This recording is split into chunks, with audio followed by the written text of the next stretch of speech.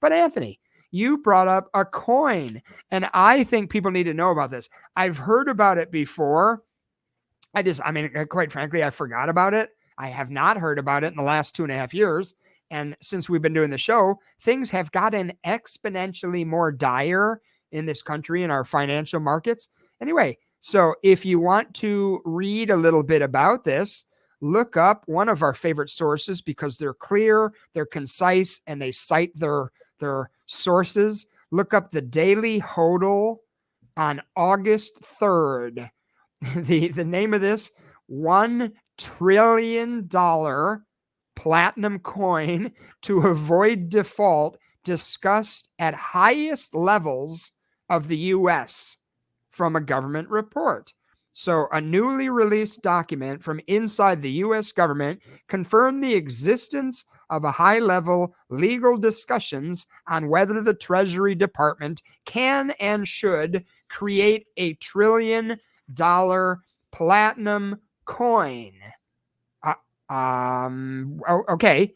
I mean, if the government, Jerome, Janet, Joe, is Joe still in charge? Do you want some input on this?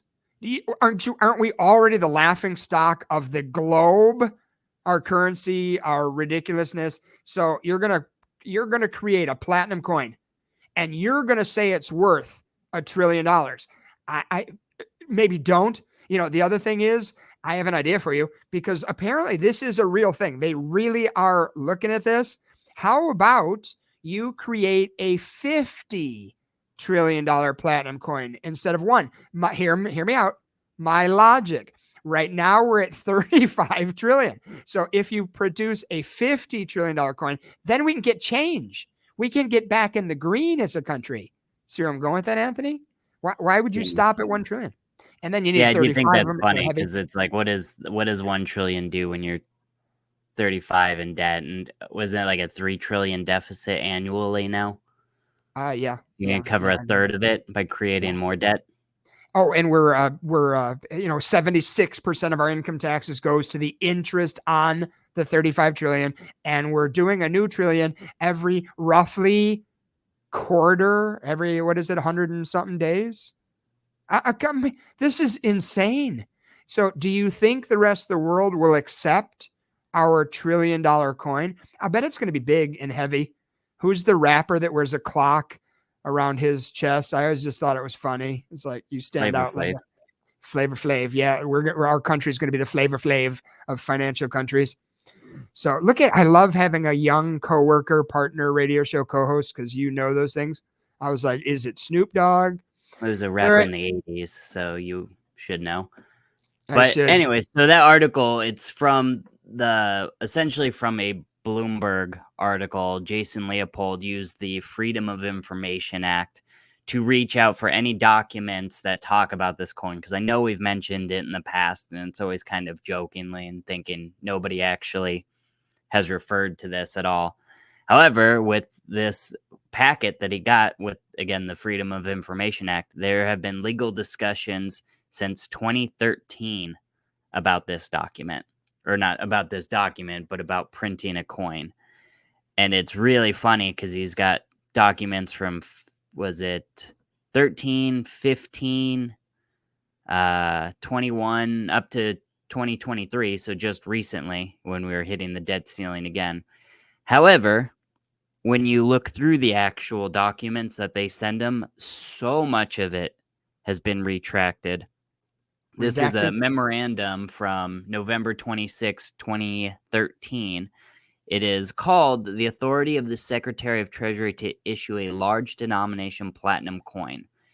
And it reads for about one paragraph, and then the rest is blacked out. And then the page 2 is all blacked out. And then page 3, guess what? Also blacked out. And looks like there's a page 4 titled Debt Ceiling Issues, blacked out.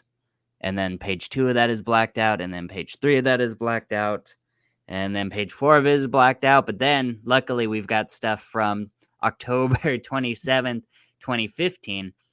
Advice to Treasury Department regarding debt ceiling issues. And we've got a small paragraph that says that this was a conversation discussion between the Deputy Assistant Attorney General, the Deputy Assistant Attorney General, the Deputy Advisor, and the Department of Treasury, as related to also blacked out the possibility because of a failure to raise the statutory debt ceiling. Treasury will be insignificant funds available to satisfy all outstanding obligations as they come. We have previously advised Treasury that has been blacked out. In addition, 2011, we've done preliminary research to something that was blacked out. In a recent phone conversation, Treasury staff has described as blacked out. We informed the Treasury that blacked out for another page. So, a lot of real good information out there on what it is that they're actually going to do to figure out how to fix 35 trillion in debt. And this was 15 years ago. They're like, oh, we have a debt problem. And that was when we had half the debt that we have now. Well, and what's amazing to me is redact all you want, have pages missing. I've got two thoughts on this. One, having served in the military, I'm very familiar with the term need to know basis.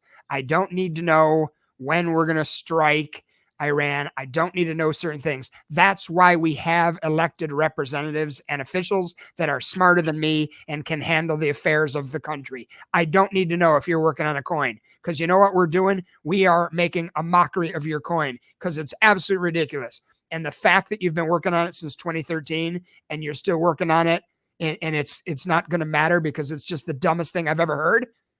You know what? I don't need to know about this. I'm sad that I know about this. I think it's absolutely ridiculous. So, and I mean, consolidate the debt. We'll just be into debt to Elon Musk and Jeff Bezos. We'll have them buy it all up and then we'll... With the financial market, Anthony, you're absolutely right. They can manipulate the crap out of it. We told you last week, Warren Buffett, presumably one of the smarter investors on the planet, Warren Buffett has a record amount of cash right now. I believe it's $277 billion. He's never had that. He's sold a ton of B of A stock, a ton of Apple stock. He's not a not smart man. He is a smart man. He's telling you what's going on. So I don't know, this is insane. Anyway, with the coin, this is new. I mean, or not necessarily new, because we've said that many times on this show, because articles come out with him going to cash. He's notorious for hating cash, but over the last 4 or 5 years, he's been heavy and just bumping that up more because he knows that none of this makes sense. He does hate cash. He loves being invested. He thinks there's always value. He's a value buyer. He looks for companies that has low risk and good potential growth. Not a hard thing to picture. I mean, and right now something's wrong.